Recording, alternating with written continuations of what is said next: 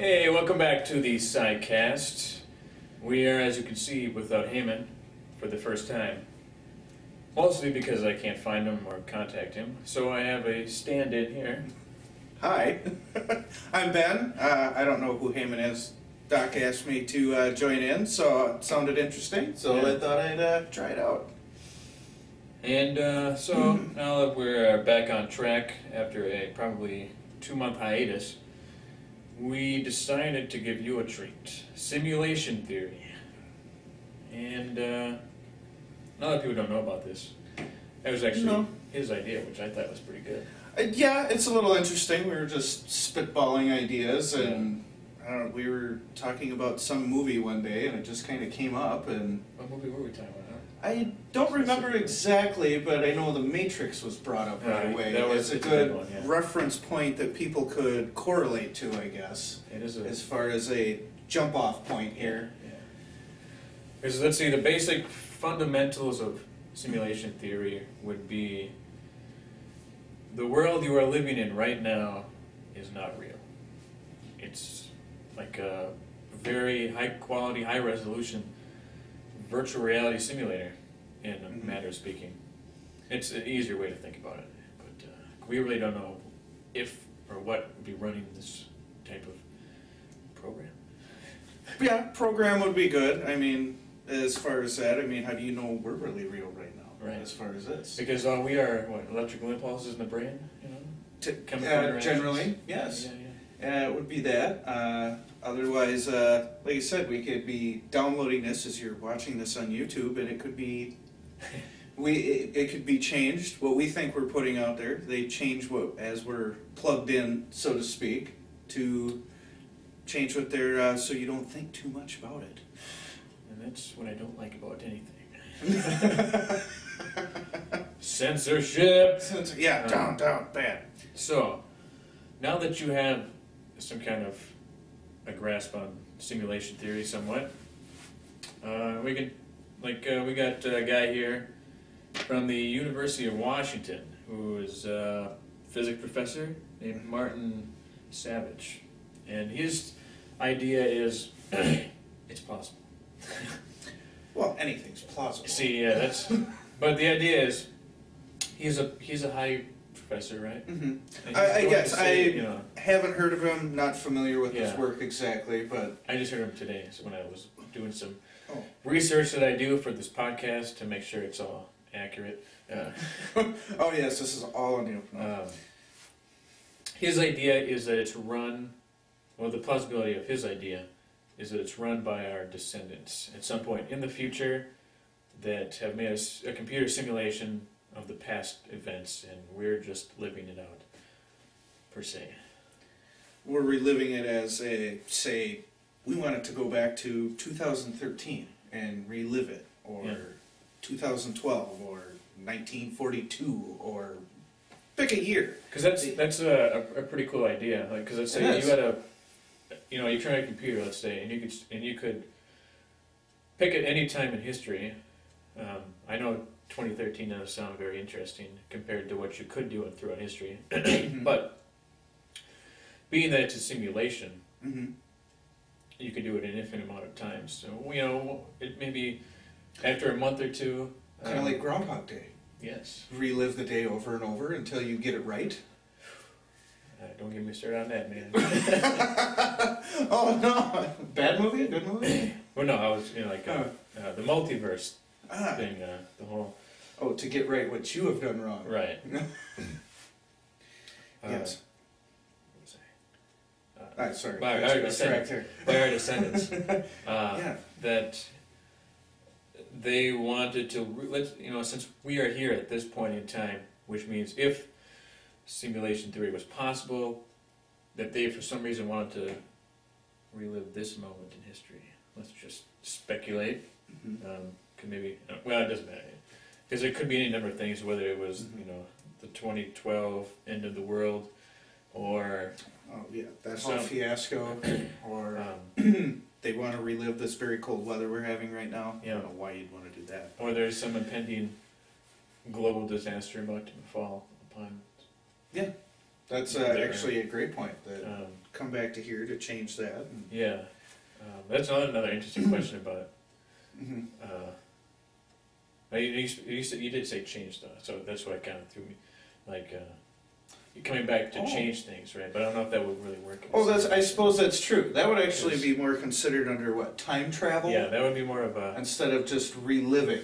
Yes, but let's say you wanted to relive a catastrophe, firsthand, to see how it'd be like to die in that kind of situation.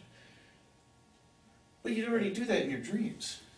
Well, usually, like conception, you die, you wake up, so you don't know what it's like. Right? Well, the theory that if you actually die in your dream, you do die. Have you heard of that? I have heard of the idea, but I've heard it... That you have the dream like, say, you're falling, and you fall off a cliff, and you wake up the instant before you hit the rocks. Whereas there's the theory that, if you actually hit the bottom, that you're actually going to die. Kind of like the Matrix theory, all right. If you die in the Matrix, you really die. Right, because your brain thinks you're dying. It's understandable. Right. So, the thing is, I've never heard of anybody dying during a dream. Well, how do you know? People, they say, oh, he died in his sleep. Oh, it's so peaceful. He could have been falling off the Grand Canyon. Right. He could have been in a gunfight. He could have been, fighting Mongolians. Which kind of makes sense. Usually when people die in their sleep, they're usually elderly. Yes. So the mind isn't as adept at getting out of the dream in time.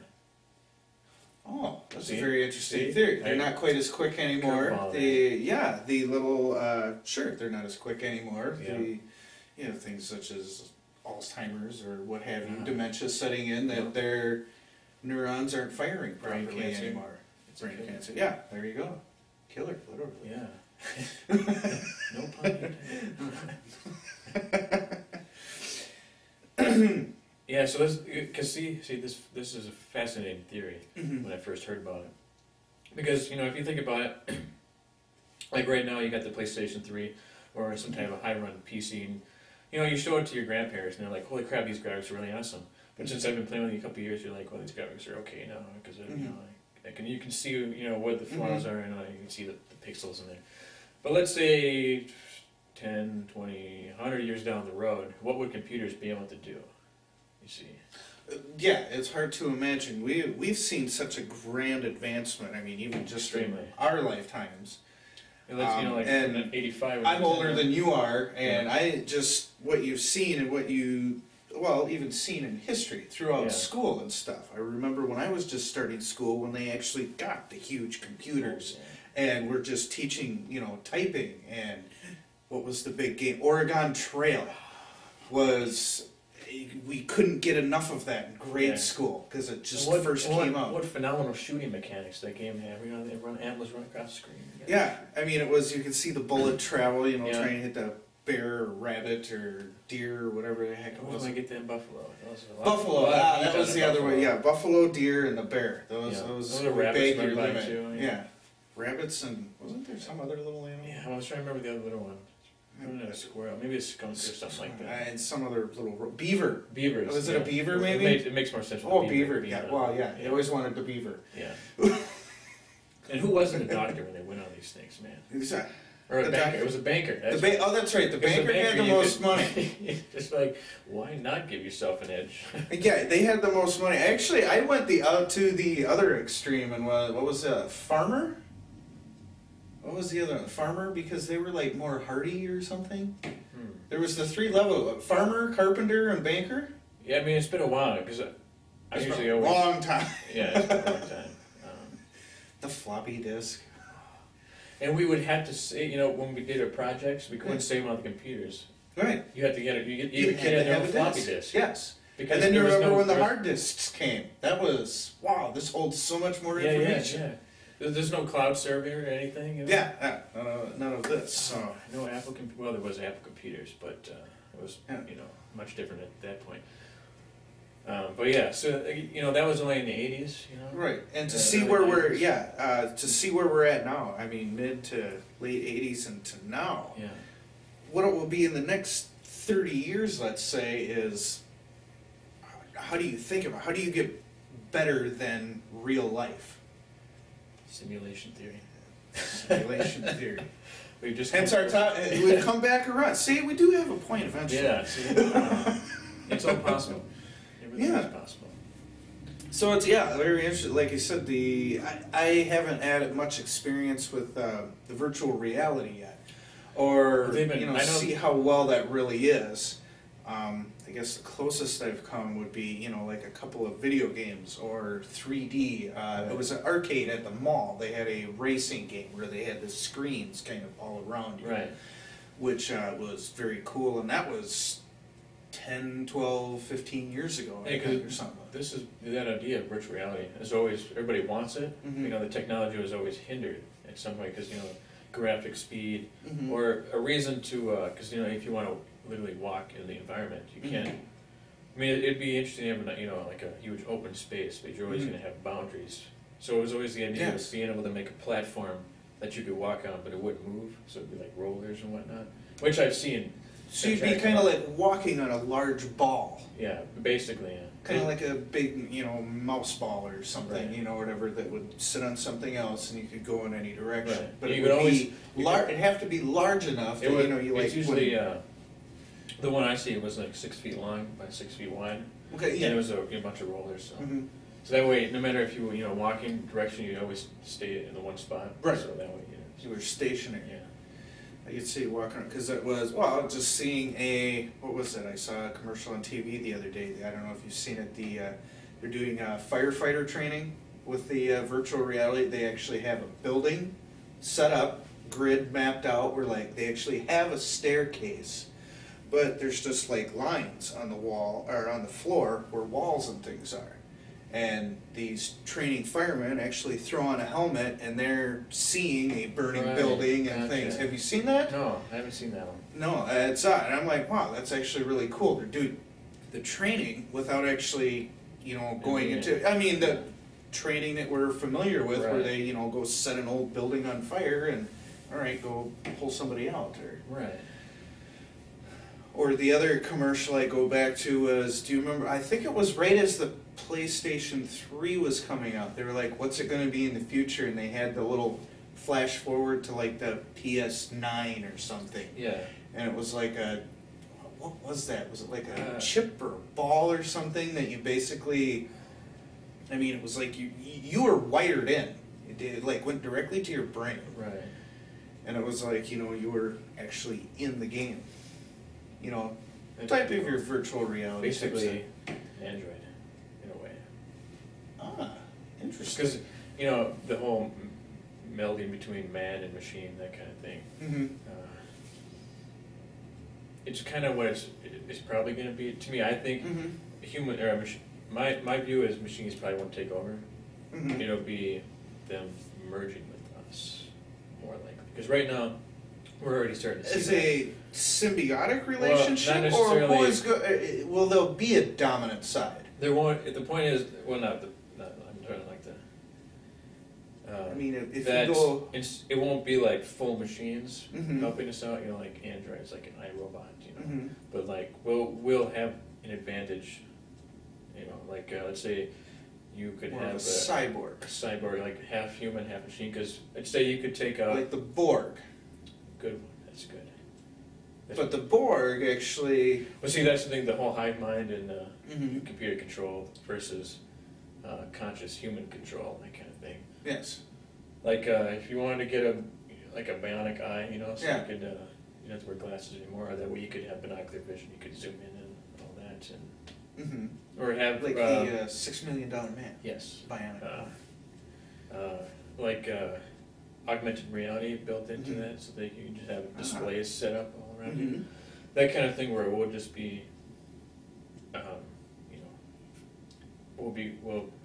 become one. That kind of thing. That's my idea. Could be not to be an enhancement. So you're going this, but they're still trying to develop AI yet. Right. Yeah. Correct? Sure. Yeah. Because we're always trying to put it, especially as me as a gamer, we're always trying to push the developers and we need better AI because these guys are stupid. Yeah. Like characters in the game or. Well, you're in a gunfight, and it's like they always run the same pattern, and they have the step out, shoot twice, boom, they hide, step out, they shoot 3 times, boom, Yeah. step out, they shoot once, boom, step out 2, step out, you know, Yeah. you can wait long enough, you'll see a pattern develop. Sure. So, well, yeah, that's the theory where, as far as machines taking over, will AI ever do that? Because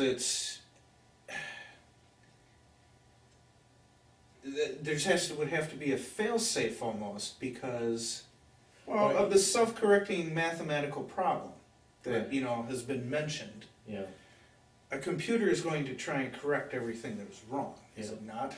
Well, usually they're programmed that way, yeah, to try to make the perfect system, like Mhm. Tron Legacy.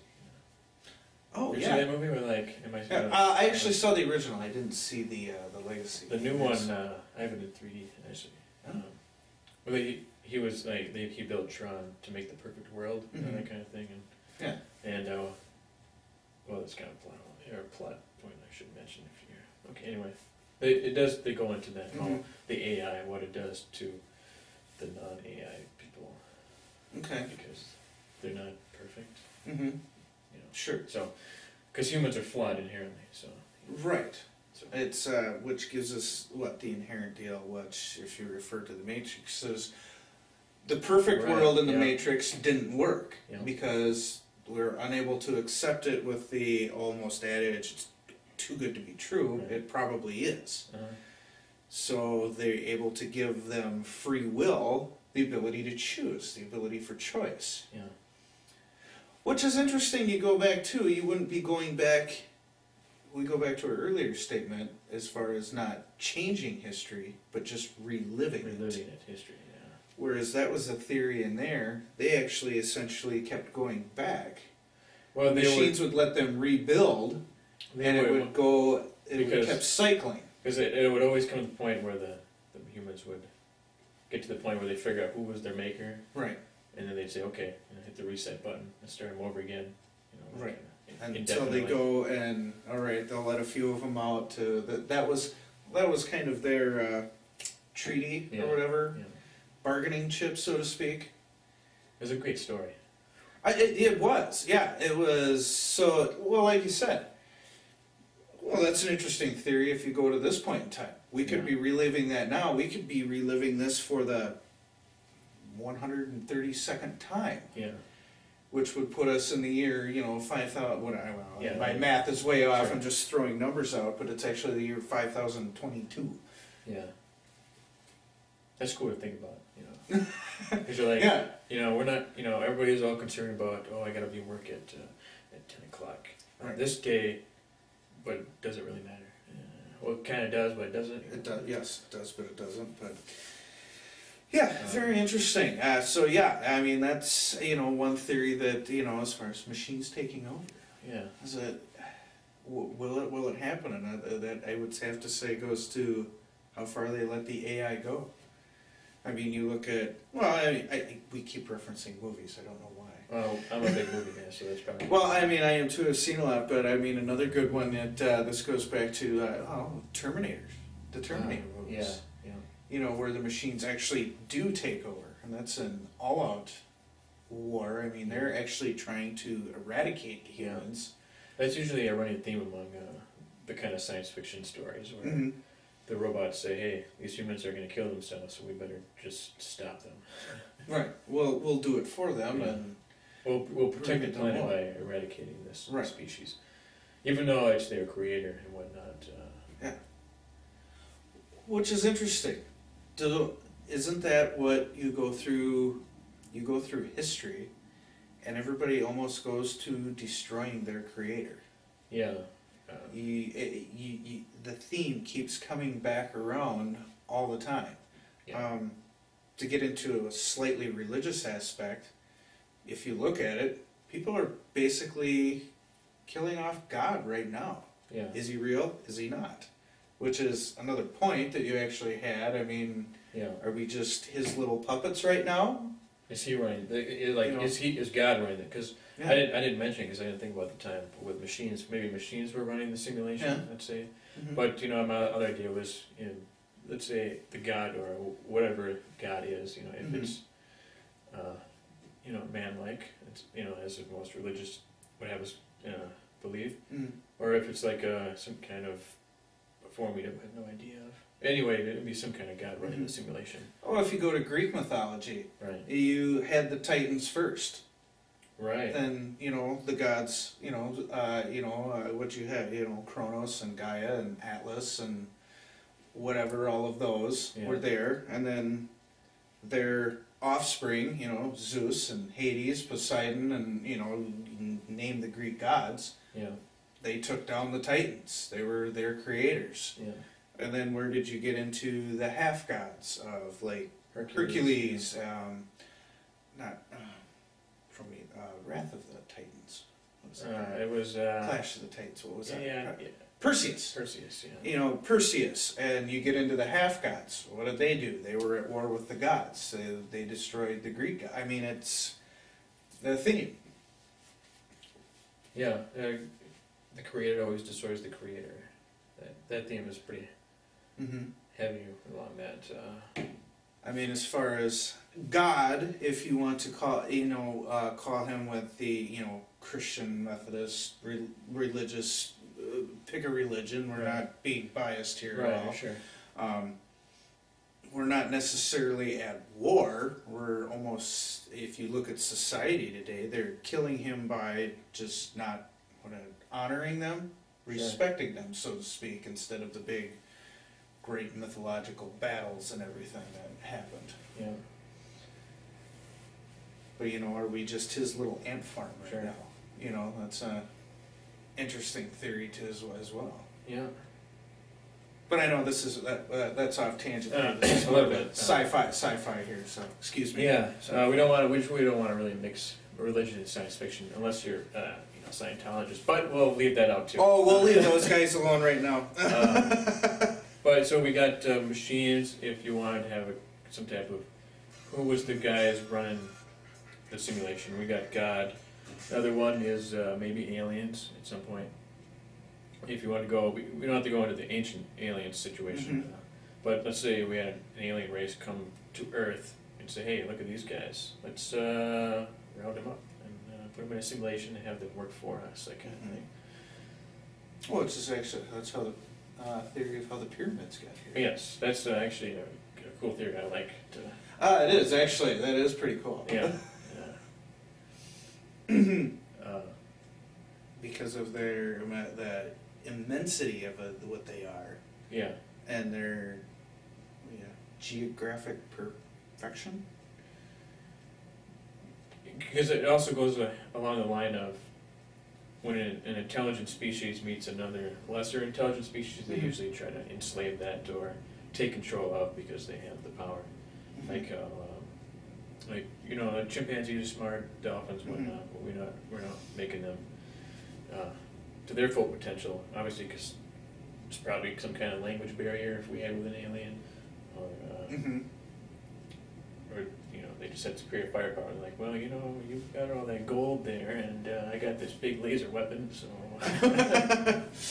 Oh, we have to stick lasers in there yet, just for aiming. Yeah, I didn't even realize it. I did it. You stuck the laser reference in there. I was trying to think of a cool alien weapon. They usually like lasers in movies, so. Plasma rifle.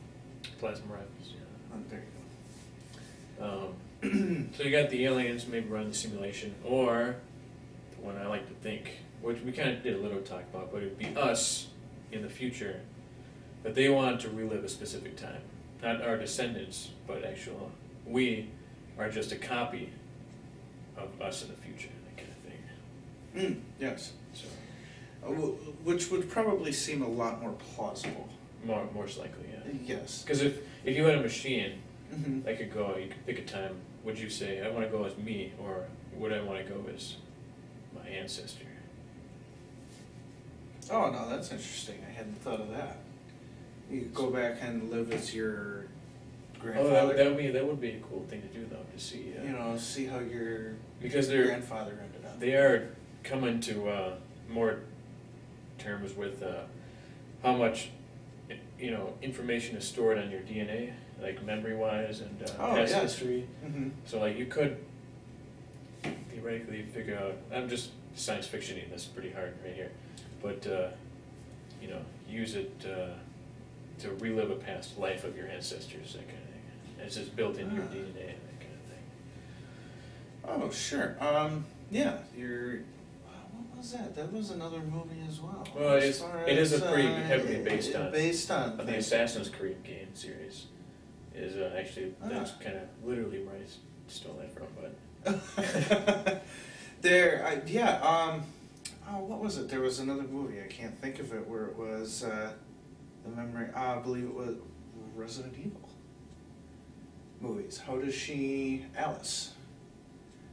How was she able to remember things?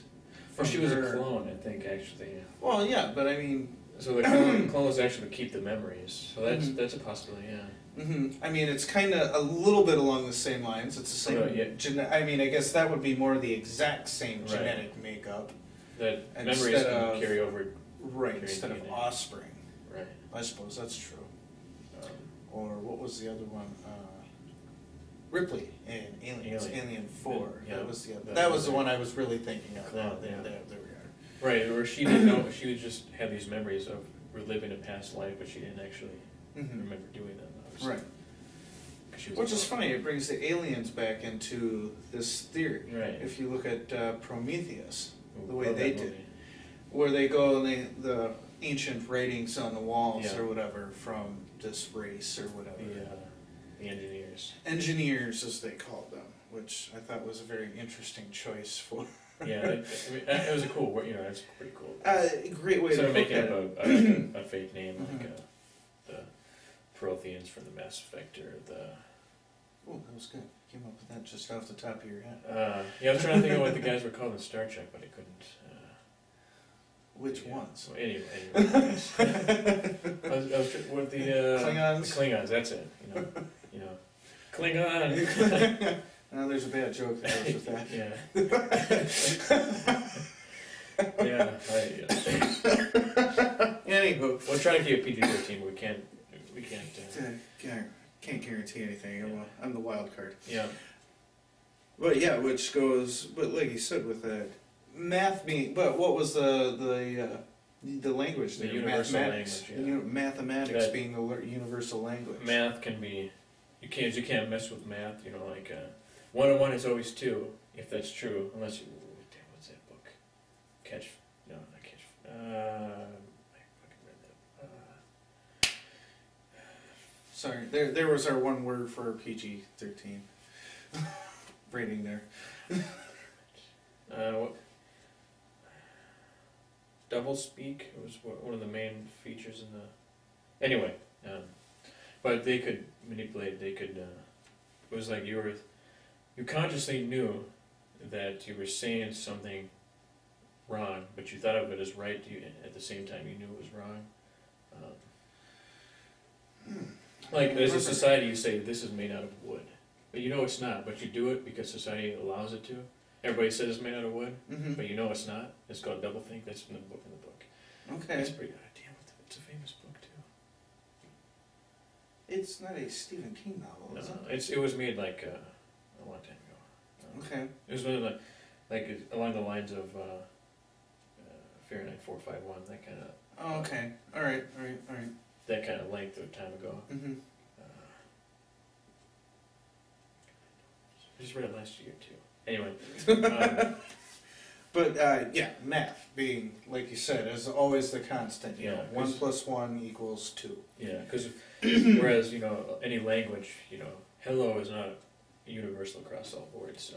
That kind of thing. So when you want to, which is if you want to speak to aliens, you try to at least do some kind of usually. What I see scientists do a lot is geometry type math, like. Yes. Usually use triangles. You say this equation works here for A + B = C, that kind of thing. Assuming an alien would know what that shape was, I suppose. Well, actually, if you're talking triangles, it's A² + B². Yeah, I was trying to remember that. I was trying to remember it off the top of my head. I was thinking squared. Yes, the squared. Yeah, we're on the up and up here. Everything. So. Well, actually, I forgot. this theory was first put out there in a paper by a philosophy professor, Nick Bostrom, from the University of Oxford, back in 2003. So it's been around for a little bit. It hasn't really gained, well, it's been gaining more attention, but a lot of people still don't know about it. I'm trying to help you guys here on the SciCast here, trying to stay current. And what they're trying to do to figure out if this is possible, to try to see, let's say if you wanted to try to prove if this is possible, what would you want to do? So what they're trying to do is, if it is a simulation like a computer, what things can you look for in the universe that would be reminiscent of a computer model, or a computer code, as they say. And they're using... To be able to determine if this is real or not. Yeah, to see if there was any, like they specifically say, using their lattice quantum chromodynamics. I know it's a lot of... Say that 3 times fast. They're looking for patterns when they, like their example was the limitation in the energy of cosmic rays. Now when they run, they put like they try to put the physics of the world into a computer model and see they run it a bunch of times and see if any patterns develop as they run it, and to see if that shows up in the real world, which apparently they say they have kind of a little bit self-correcting algorithms and whatnot, and that's how it gained a lot of traction recently. Oh yeah, that's big. The other big one that deja vu. The movie? No. No. Yes, the movie. I'm thinking of movies, so when you say deja vu, I'm like Denzel Washington. That's what I was going. No, the actual phenomenon of deja vu. Right. See, that's a big thing too. Considered being a glitch in the system. It's a la Matrix. Oh yeah, that's right. It's like actually that's right. The cat. It's been a while since I've seen it. That's actually where that came from. But I mean, have you ever experienced that? I don't know. Maybe. I mean, it's I have, just because I remembered it, and I'm thinking, wow, this is really weird. Am I, it's kind of a thing that I've thought about since I was a kid. What happened? It was something as simple. I was on a farm. I was walking by the water hydrant on the farm. I was walking by, and as I did it, I tipped the bucket over, and it was just so weird that I was like, wow, this really seems like I've actually done this in the exact same way before. And me being the whatever into things that I was, thought, wow, am I reliving this? Did I go into the past? Am I in the future? That's pretty good for a small child. It was there, and I've had that happen a couple of times in my life, and it's just stupid little things like that, or as all of a sudden, or dropping the remote for the television, or it hasn't been significant life-changing, like being in a car accident, or a death in the family or something. It's just stupid little things. I really think I've shot that guy before. You did? Wow! Oh, right. I felt this good the second time. But yeah, just stupid little insignificant things is what is what I think they're referring to. Is what would it's usually not big events. Right, because as far as if it was in the programming, the big events would be paid more attention to. Yeah. The detail, whereas the smaller ones, it was like you get a knot tying your shoe, and all of a sudden you're doing, God, this seems like I've done this before. I mean, it's such an insignificant event that you just kind of blow it off and don't think about it anymore. Yeah. But I've often thought about that, as far as, and then when the Matrix movies came out, it got me thinking about, this a lot more. I'm like, well, that's really interesting. That does bring up free will a lot too. Then, if we're in a simulation, it doesn't matter what we do, really. Right. I mean, it does in a way, like, because we don't know what's going to happen, so we have the perception of free will. But all this really already happened in a way. Right. I mean, it's more as if we're on like a we're on a guided tour. We're sitting on a boat through Walt Disney at the Pirates of the Caribbean tour or something. It's really fun ride too. Yeah, I mean, kind of what's going to happen, but you really can't control anything. You're just going through it. Unless, of course, you're a poor person in India who has to search the garbage, and that's probably not the greatest simulation. Well, yeah, which brings about why, if they're doing that, why would they simulate instances of that, as far as, homeless people on the streets. But does that make it more real? It probably does. Like, those are just, that's more AI-controlled parts of it, I'm guessing.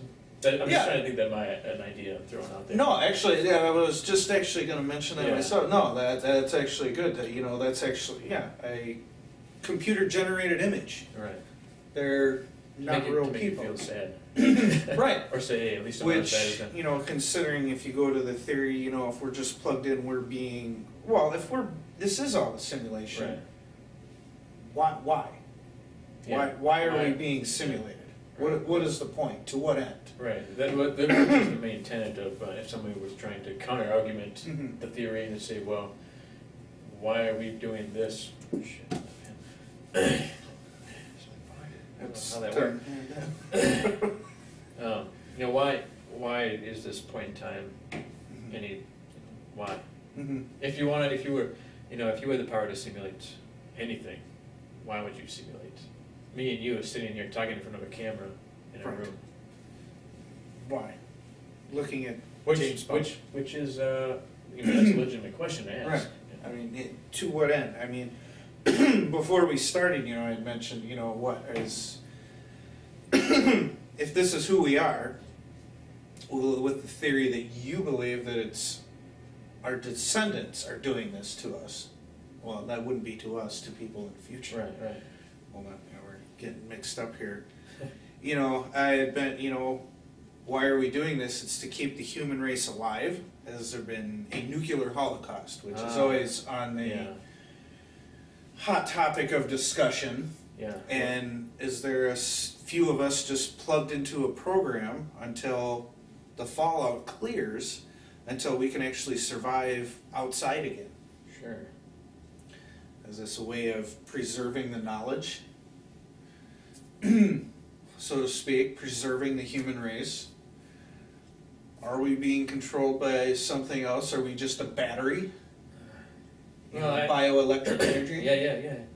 I would like to think not, but maybe it's a possibility. Yeah, I would like to not think either, but then I don't know, I just came up with that nuclear thing today. We're just trying to preserve ourselves. Right. Which I guess is the most pleasing.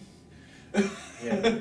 Pleasing of the choices to discuss it, kind of, I guess, if you were to hope looking forward for your children, your children's children, so to speak.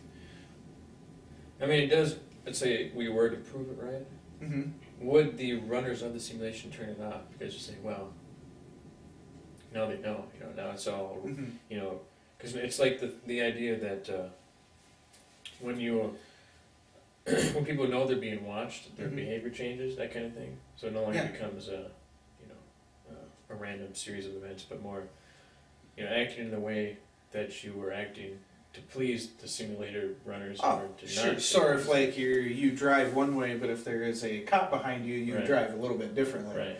Sure. Yeah.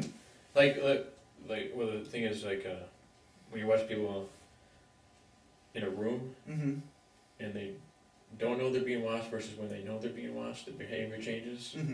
Happens a lot, they say, on reality TV shows, because people know they're being watched. Yeah. So they act differently,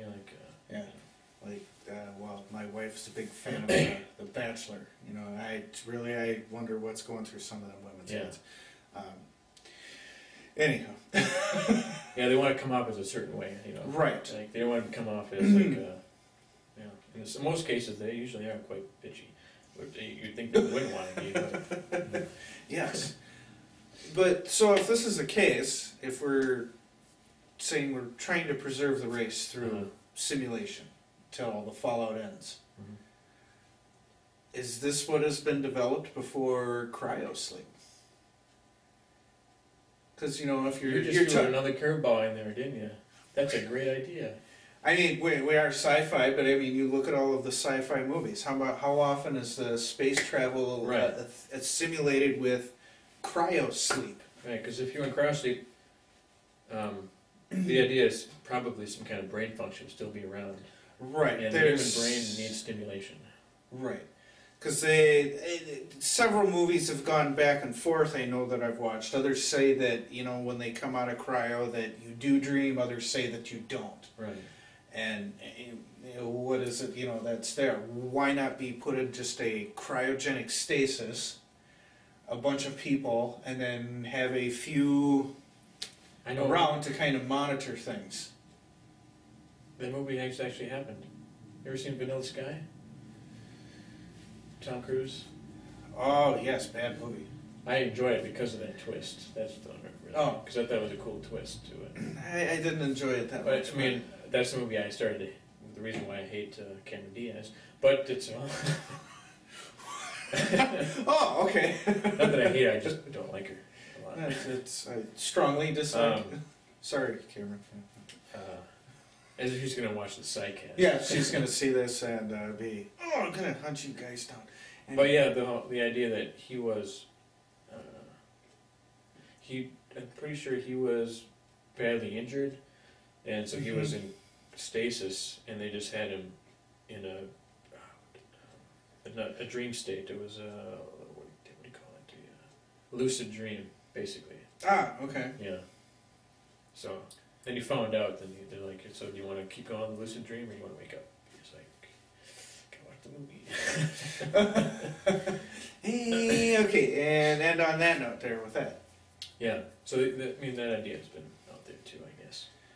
I mean, yeah, because you still hear people talking that they want to cut off their heads and have them frozen, which apparently actually is being done. Well, because people like Disney, and is that what he's doing right now? I didn't. Yeah, Disney. Who was other not famous the company Disney, but literally Walt Disney. Yeah, he's a rich guy, so he was able to. Mm-hmm. His head is frozen right now, waiting for the time when we're able to unfreeze a head and not have much permanent damage. What is that? Either reattach to a younger body or to a robotic body? Cyborg type thing, cybernetic organism, or an avatar. An avatar. See, now there's a... essentially that's what we're kind of talking. We would be, actually, if we were in a simulation, we are an avatar. I would pick something a little bit more taller, personally, but yeah. Yeah. We would essentially be avatars. You're like in the game when you're trying to create your own character, and you're the guy who hit the random button. Just makes a bunch of. Not that you're a random guy. No. On occasion, I would up a part of the time. But if you get to, because a lot, say like you're playing Madden and you're making your own character, usually everybody tries, they go really tall, really muscular, max out their stats. Yeah, I would do that. Or it was, a lot of the. I don't know, if you get into like what's what I'm looking for, medieval type games, I guess, or whatever, your Lords of the Rings and things. I don't know why. I went to the dwarves. I don't know why. Well, they are cool. I don't know. I tended to veer that way. Maybe it's the facial hair thing. It could be the facial hair. They're shorter too. I don't know. I felt closer to the ground with them. Yeah. I don't know what it was, but. Anyway. So there is actually a lot more to this theory than meets the eye. Very much more. I mean, we've gotten off on a few random tangents here. Yeah. But the SciCast way is doing it that way. So that's the way it's done, I'm told. So here on the SciCast, we're usually moved off target, but it usually is quite entertaining. Yeah. Try and explore the possibilities, get you to think about some other things, ways of looking at it. Because, lattice quantum chromodynamics is probably not the most interesting thing to talk about, so. That I didn't even know existed till about 30 minutes ago. Rather doing a lot of it at Large Hadron Collider over in Switzerland, I believe. They're trying to make the God particle. They're the shooting CERN super collider. Yeah, the CERN. They're shooting two particles at near light speed, ramming them together to try to create the Big Bang and see what started the universe. And so far, they're still throwing particles together. They're still throwing them together. It's doing that. Looking for that. What was, there's been several things discussed trying to find, as far as finding the God particle, but... The God particle refers to is it the hadron they're trying to find? No, it's the Hadron Collider. It's there's the one they're trying to find that they theorize exists, but we've never seen it before because it dissipates so quickly after the Big Bang. Mm-hmm. It's like kind of like what's that called in Star Trek? The negative energy, the antimatter. Like something you can't. It's there, but you can't see it. That kind of thing. Dark matter. Dark matter. Dark matter's been another thing referred to in the sci-fi movies. The God particle refers to the particle that happened at the Big Bang, thus the creation of the universe, thus creation, thus God. That kind of stuff. Yes. Which, like you said, interesting. Well, it's interesting. It's saying it's dissipating so fast because there's also the theory that your body actually loses weight when you die.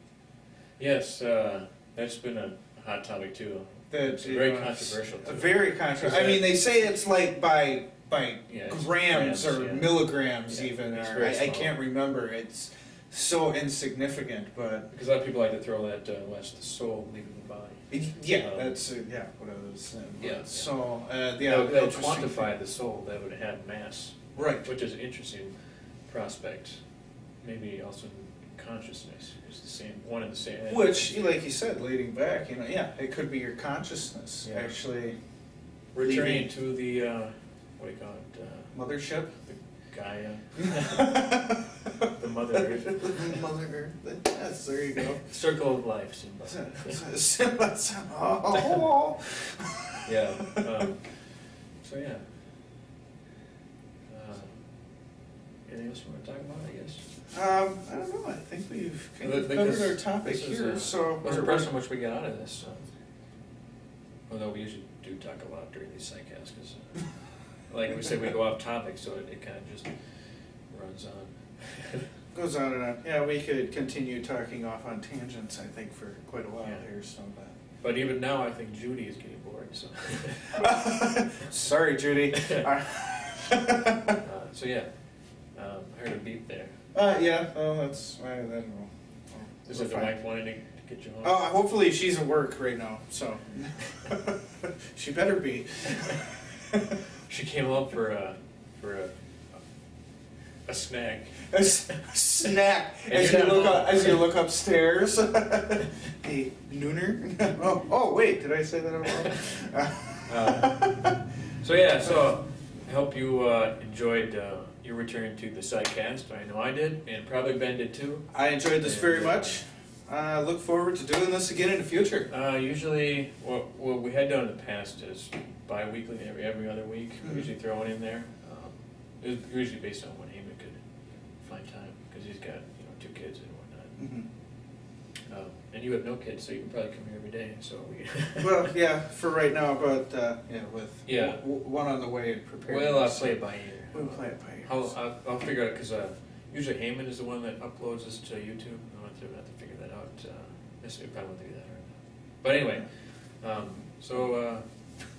Dr. J. I'm Ben. And you've been watching the SciCast. See ya.